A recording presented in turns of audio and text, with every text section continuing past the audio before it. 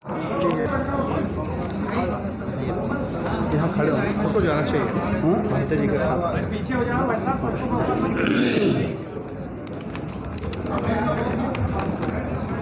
आज इस ऐतिहासिक कॉन्स्टिट्यूशन क्लब में यहाँ पर उपस्थित सभी हमारे सम्मानित साथियों, भाइयों, बहनों, नौजवान साथियों, पत्रकार बंधुओं, जैसा कि और बढ़ जाओ काफी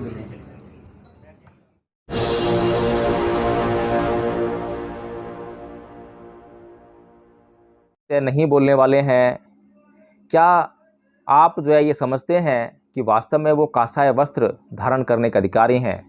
और ये जो कसौटी है केवल सुमित रतन के लिए नहीं है।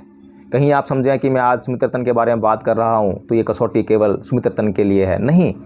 जब भी आप किसी व्यक्ति को कासाय वस्त्रों में लिपटा हुआ देखें तब इस गाथा को ज़रूर याद रखें, इस गाथा के अर्थ को ज़रूर याद रखें और देखें कि क्या ये सील का पालन कर रहा है, क्या ये सीलवान व्यक्ति है, सीलों पर प्रतिष्ठित है, क्या ये संयम और सत्य से युक्त है।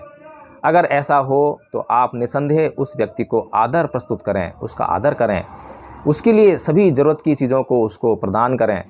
तो साथियों, इसके साथ ही सुमित रतन जी ने उस FIR में यह भी लिखवाया कि ये व्यक्ति मुझसे 25,000 रुपये लेकर फरार है। अब 25,000 रुपये और सुमित रतन जी के आप खुद सोचिए, जहाँ बुद्ध कहते हैं धम्मपद में, पुतामत्थि धनमत्थि इति बालो विहति अताहि अतनो नत्थि कुतो पुतो कुतो धनं, कि पुत्र मेरा है, धन मेरा है, ऐसा सोचकर मूर्ख लोग परेशान होते रहते हैं। जब मनुष्य का शरीर ही अपने आप नहीं है तो पुत्र और धन उसके कहाँ तक होंगे।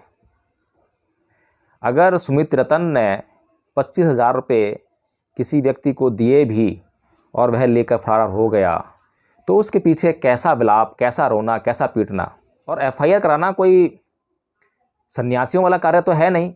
FIR गृहस्थ लोगों के लिए है, सांसारिक लोगों के लिए है। सांसारिक लोग जो आपस में लड़ते झगड़ते रहते हैं, जिनके ज़मीन जायदाद का बंटवारे के केस चलते रहते हैं, उनके लिए FIR का प्रावधान जो है कानून में है, संविधान में है। लेकिन जो सन्यासी हो गया है, जो परिव्राजक बन गया है, जिसने घर छोड़ दिया है, उसके लिए किसी भी प्रकार की सांसारिक चीज़ों से किसी भी प्रकार का मोह, या वो ये कहे कि ये मेरा है, ये मेरा नहीं है, इन बातों से केवल यही अर्थ निकलता है कि वह व्यक्ति ढोंगी है, नितांत ढोंगी है। वह समाज को गुमराह कर रहा है, वह समाज को बहका रहा है, वह समाज को फुसला रहा है। तो साथियों, ये जो मैं बातें कर रहा हूँ, इन बातों की जांच करना बड़ी आवश्यक है। आपको हमेशा सोचना चाहिए। जब 1-1.5 साल पहले मैं इसी प्रकार के वीडियोज़ बनाकर जब समाज को जागरूक करने का प्रयास कर रहा था कि ये जो सुमित रतन नाम का व्यक्ति है, ये राजा रतन अम्बेडकर के साथ मिलकर समाज को गुमराह करने का कार्य कर रहा है, और ये जो बोल रहा है कि 2025 तक 10 करोड़ बौद्ध बनाएगा, तो ये देखने में और सुनने में बातें बहुत अच्छी लगती हैं, बहुत सुंदर लगती हैं, बहुत आकर्षित करने वाली हैं, हमारा मन मोह लेने वाली हैं। और ज़रा सी देर में हम जो है मोहित हो जाते हैं कि ऐसा व्यक्ति वास्तव में कितना महान है, जो इस देश को 10 करोड़ बौद्ध देने वाला है 2025 तक। अगर इस देश में 2025 तक 10 करोड़ बौद्ध हो गए फिर तो सब कुछ अपना है। बस इतनी सी बात, और ये बात क्योंकि आपको अच्छी लगती है, आपको सुनना अच्छा लगता है, इसलिए आप बोलिए उस व्यक्ति के पीछे पीछे, बिना यह जांच किए कि यह व्यक्ति 2025 तक 10 करोड़ बौद्ध कैसे बनाएगा। इसके पास स्वयं कितने बौद्ध भिक्षु हैं जो समाज में जाकर बौद्ध धर्म का प्रचार प्रसार करेंगे। स्वयं क्या यह बौद्ध धर्म के तत्वों को जानता है, क्या यह धर्म को जानता है? जो व्यक्ति स्वयं धर्म को नहीं जानता है वो दूसरों को धार्मिक कैसे बनाएगा? क्या लोहे से, तांबे से, पीतल से सोने की वस्तुएं, सोने के आभूषण निर्मित किए जा सकते हैं? केवल सोने से ही सोने के आभूषण निर्मित किए जा सकते हैं, उनका निर्माण किया जा सकता है।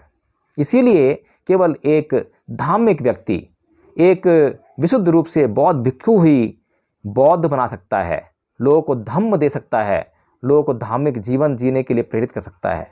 जिसका स्वयं का जीवन पापमय हो वो दूसरों को कैसे धार्मिक बनाएगा।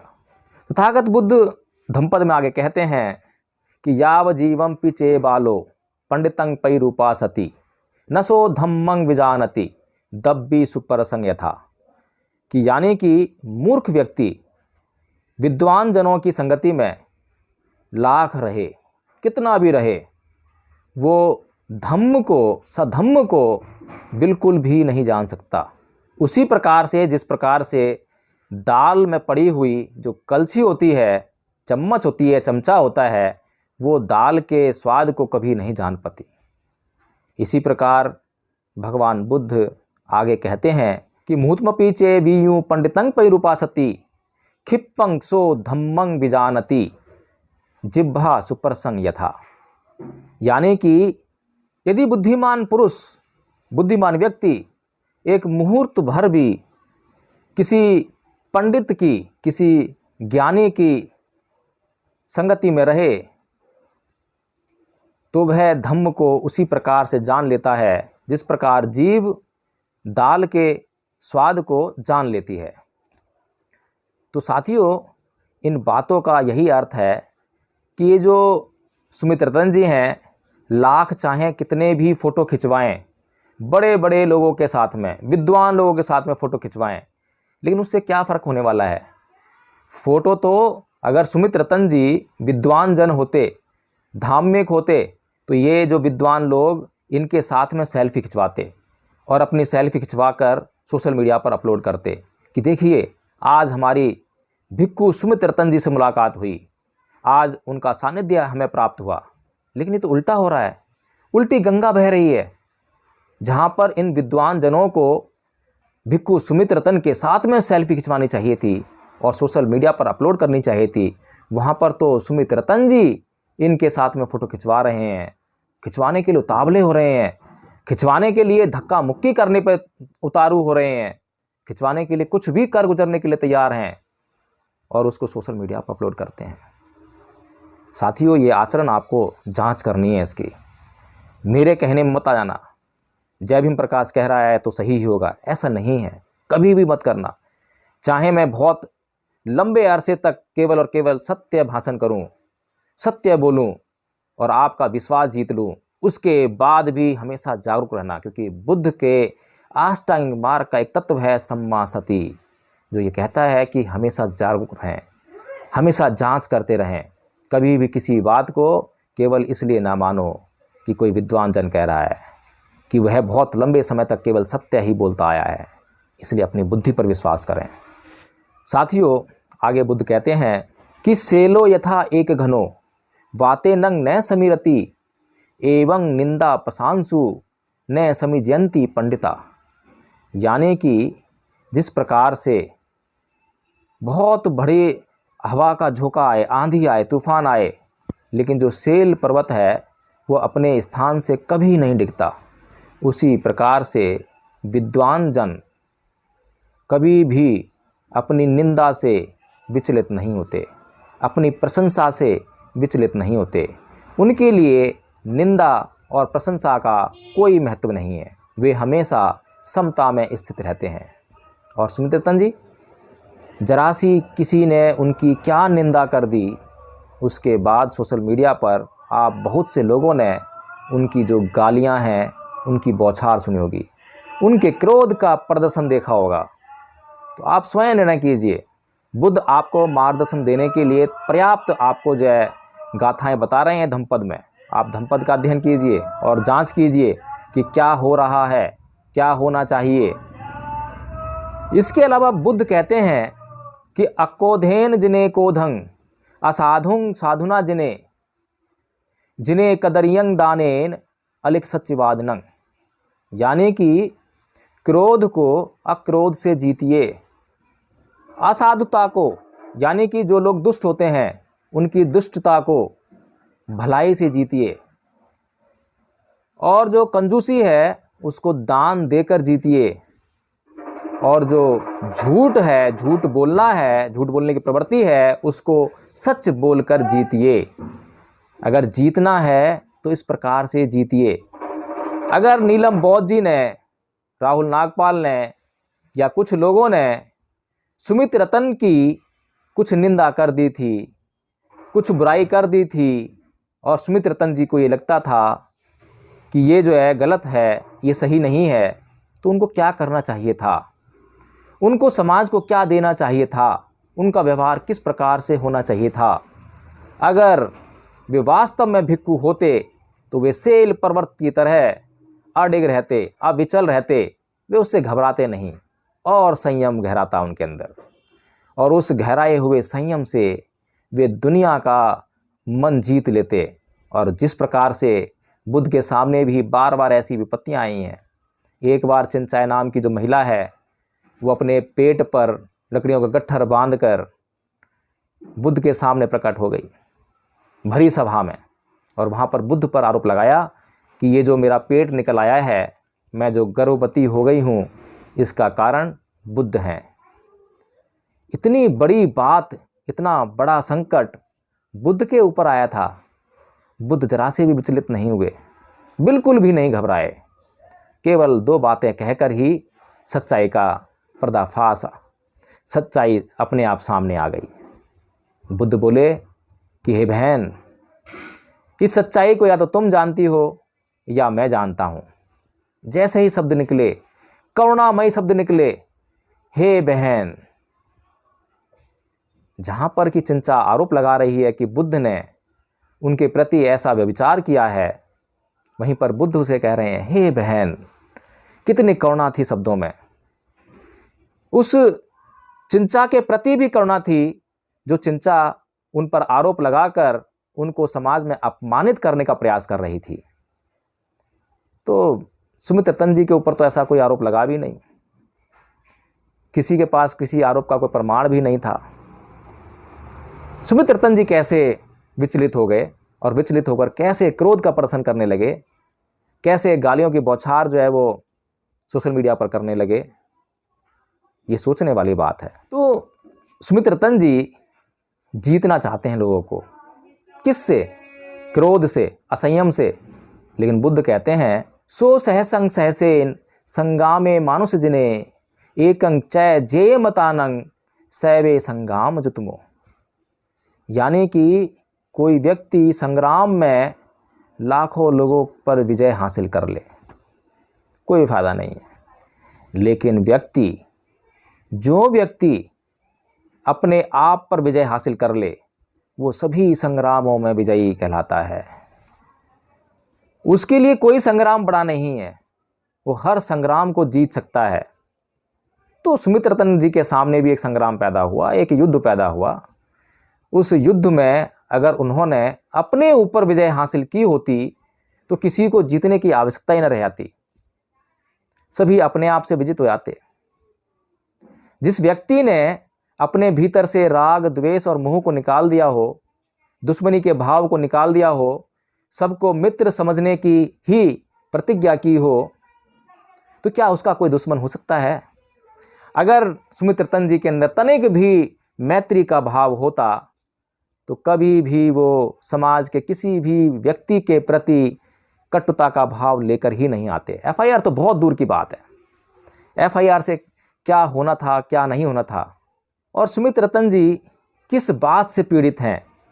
बुद्ध का धम्म पूरा का पूरा उसी बात पर आधारित है। यंग ऐसा सहती जम्मिंग तणहा लोके विसतिका शोका तस्य पवढ़ंती अविबड्ढंग वै विरणंग। यानी कि ये जो विष रूपी तृष्णा है, जिसको अपने वश में कर लेती है, उसके शोक उसी तरह से बढ़ते हैं जिस प्रकार से वर्षा काल में विरण बढ़ती है। जैसा कि आपने देखा होगा कि वर्षा काल में जो घास है वो किस तरह से बढ़ती है।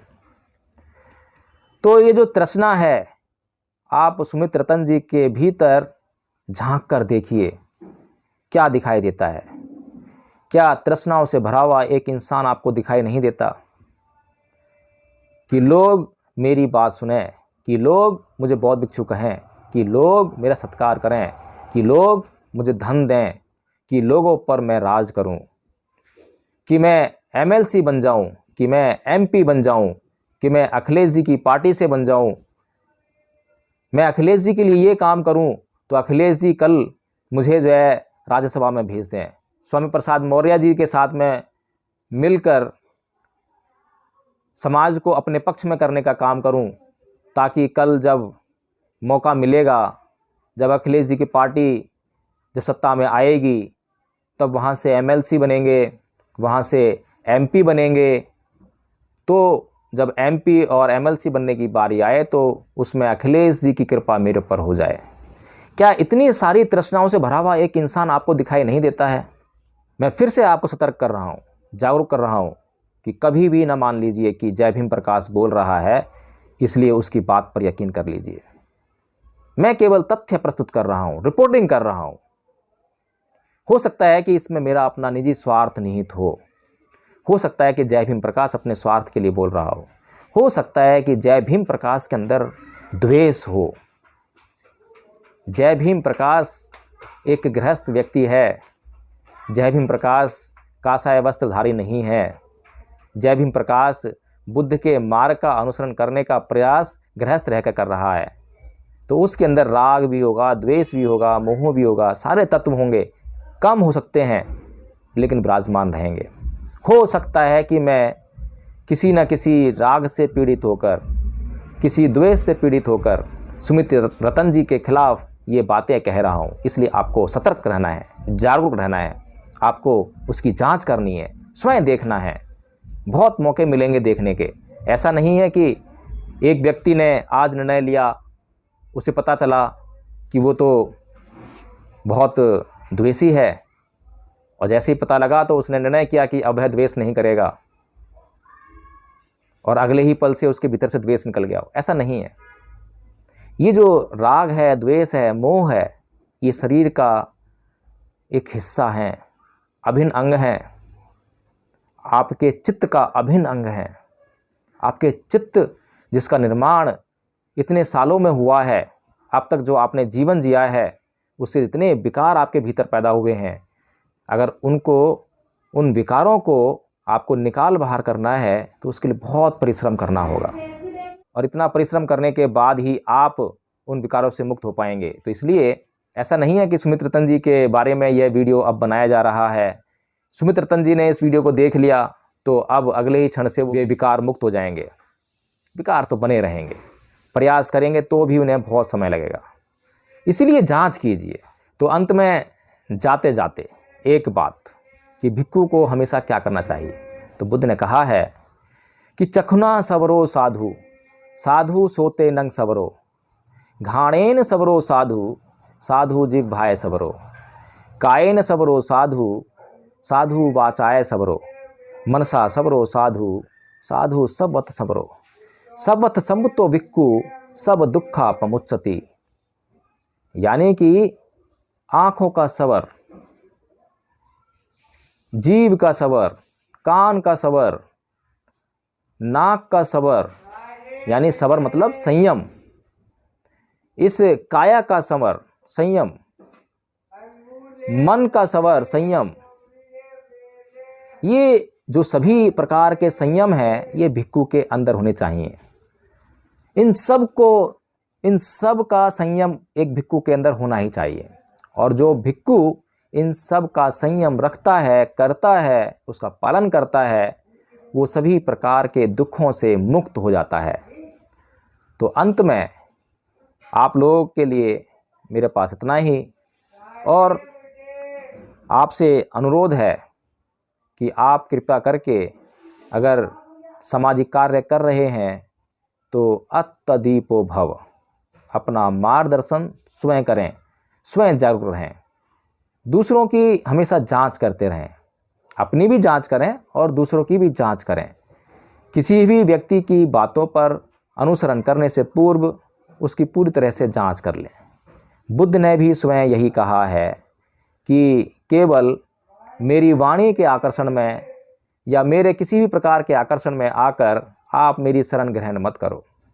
सबसे पहले अपने सभी संदेहों को मिटाओ, प्रश्न करो जितने ऊंचे आप प्रश्न करोगे उतनी ही श्रद्धा गहराई से आपके भीतर घर करेगी। और आप प्रश्न नहीं करोगे, किसी प्रकार की जांच नहीं करोगे और केवल आकर्षण के वशीभूत होकर मेरी शरण आ जाओगे, तो वो श्रद्धा नहीं रहेगी, वो श्रद्धा अंधश्रद्धा रहेगी, अंधश्रद्धा बन जाएगी। भवतु सब मंगलम। जय भीम, नमो बुद्धाय।